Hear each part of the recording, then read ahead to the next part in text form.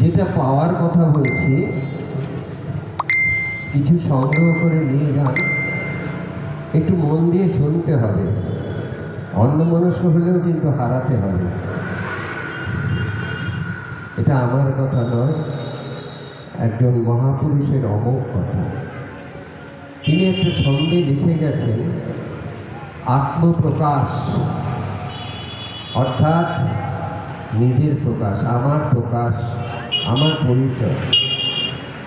তিনি আমাদের সকলের হয়ে তিনি সেই কথাটা বলেছেন, অর্থাৎ আপনার আমার সকলের পরিচয় কি হওয়া উচিত সেই কথাটা বলেছেন। মন দিয়ে শুনতে হবে।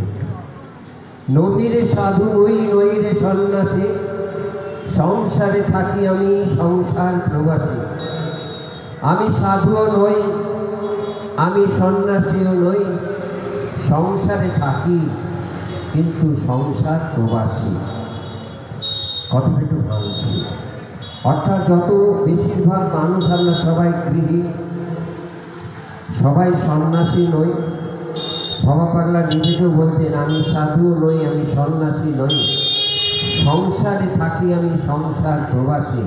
অর্থাৎ তুমি সংসার করবে কিন্তু মনে রাখবে তুমি প্রবাসী। তুমি প্রবাসে আছো, বিদেশে আছো, তার কারণ তুমি যেখান থেকে এসেছো তোমাকে সেখানে ফিরে যেতে হবে। আজকে কর্মসূত্রে আমি এখানে আছি, এই বেলঘরিয়া অঞ্চলে আছি। আমার মা বাবা ভাই বোন হয়তো অন্য কোনো জায়গায় আছে, সেইখানে আমার মনটা পড়ে আছে। কর্মসূত্রে এখানে আমি চাকরি করি, আমি এখানে আছি। আমাকে আমার মা বাবার পরে আফটার রিটায়ারমেন্ট যে সমস্ত সরকারি আমাকে রিটায়ারমেন্টের মধ্যে পরে সেখানে চলে যেতে হবে। অর্থাৎ আমি এখন প্রবাসে আছি।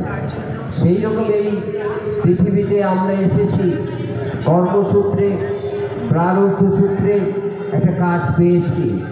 ভগবান আপনাকে একটা কর্ম দিয়েছেন, প্রারব্ধ সূত্রে যে যেমন কর্ম করেছে সেই রকম ঘরে জন্ম দিয়েছেন, সেই রকম তিনি জন্ম লাভ করেছেন, সেই রকম জমিতে এসেছেন। গরু, কুকুর, ভেড়া সম্মানগ্রস্ত জীব রূপেও জন্ম নেয়, মনুষ্য রূপেও, এবং ইতর মানুষ হিসেবেও জন্ম দিয়েছেন, ভালো মানুষ হিসেবেও জন্ম দিয়েছেন, ভালো ভক্তের ঘরেও জন্ম দিয়েছেন কর্মফল অনুসারে। এবার আমাকে কর্ম করতে হবে, তবে আমাকে আগামী জন্মটা আরও ভালো করার তিনি সুযোগ করে দিচ্ছেন। তিনি বলছেন, নহিরে সাধুময়ী নহিরে সন্ন্যাসী, সংসারে থাকি আমি সংসারে প্রবাসী।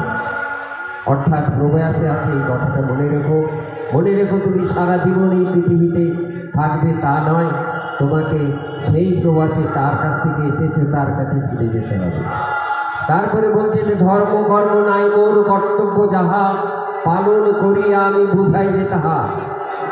ধর্ম কর্ম আমার কিছু নেই, আমার ধর্মটা কি? কর্তব্য যাহা। কর্তব্য মানে ডিউটি। ভবা বাংলা এক জায়গায় বলছেন, ডিউটি করলে ডিউটি বাড়ে, তবেই মা বেটি দয়া করে। তুমি যদি তোমার কর্তব্য সাধন করো, অর্থাৎ ভগবান তোমাকে যে কর্তব্য দিয়েছেন, স্বামী স্ত্রীর প্রতি, স্ত্রী স্বামীর প্রতি, পুত্র কন্যার বাবা মার প্রতি, বাবা মার পুত্র কন্যার প্রতি, প্রতিটি মানুষের প্রতি, দেশের প্রতি, প্রতিবেশীদের প্রতি আমি কর্তব্য বলছেন। কর্তব্য সাধিয়ে আগে ধ্যান করো বসে, ধ্যান ধারণা পরে করবে, পুজো আর্চা পরে করবে, আগে ডিউটি করবে, আগে তোমার কর্তব্য করবে। সেটাই হচ্ছে কলির শ্রেষ্ঠ পূজা। অর্থাৎ কলিতে ভগবানের যদি সেবা করতে হয়, ভগবান তোমাকে যে কর্তব্য দিয়েছেন, যে কর্ম দিয়ে পাঠিয়েছেন, সেই কর্মটা তোমাকে নিষ্ঠা সহকারে পালন করতে হবে। তারপরে তিনি কি বলছেন, আসিয়াছি যাব নিশ্চয়, আসিয়াছি যাব নিশ্চয়, এ অতি সত্য, স্মরণ রাখি ওরে মন তুমি যে অনিত্য। তুমি এসেছো, তোমাকে চলে যেতে হবে। মন তুমি জেনে রাখো, তুমি অনিত্য, তোমাকে যেতে হবে। মরণ কারো কথা শোনে না, যখন তখন যেথায় সেথায় দিতে পারে সদাই। আনা। জাল পেটে ওই মরণ ছলে মহামায়া নেয় যে কোলে, কথায় কথায় মানুষ বলে আমার বলতে আর কেউ রইল না, মরণ কারো কথা শোনে না। অর্থাৎ মৃত্যু যে কোনো সময় তোমার কাছে আসবে, অর্থাৎ এই কথাটা মনে করে আর এটাও মনে রেখো, জাল পেটে ওই মরণ ছলে মহামায়া নয় যে কোলে, মরণের উপলক্ষ করে জাল পেটে মহামায়া তোমাকে কোলে দিচ্ছে, এই কথা মনে রাখবে। এইটা মনে করলেই তোমার মনে হবে আমি আসল মা বাবাকে ছেড়ে যিনি আসল মা তার কাছে আমি যাচ্ছি, এইটা যদি মনে করো তাহলে সর্দা তুমি আনন্দে থাকবে। তাই তিনি বলতেন আনন্দ করো মন, আছো তুমি যতক্ষণ ভবা কয় চড়ে চড়ে মরণের দিকে, অর্থাৎ আনন্দে থাকো, সর্বদা আনন্দ থাকবে। যদি মনে করো মরণের দিকে ডাকে, মরণে মরণ নাই সুখ দুঃখ সমান, অর্থাৎ তোমার মৃত্যু ভয়ও থাকবে না। তোমার যদি মৃত্যু ভয় না থাকে আর তুমি সৎভাবে শুনতে পারো তাহলে কিন্তু তোমার কোনো দুঃখ থাকবে না, সদা আনন্দে থাকবে।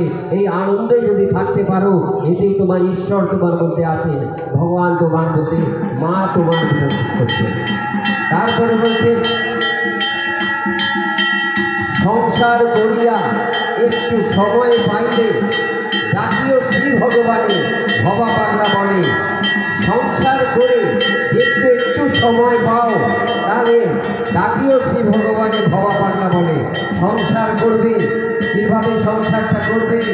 সং না শেখে সারটুকু বুঝে এগিয়ে চলবে, অর্থাৎ সং না শেখে অর্থাৎ ভণ্ডামি করবে না। সার হচ্ছে সেই মা, সেই ভগবান, তাকে নিয়ে তুমি চলবে। অর্থাৎ সংসার করিয়া একটু সময়, সংসার তিনি বলছেন সংসার সম্বন্ধে কত সুন্দর কথা বলছেন।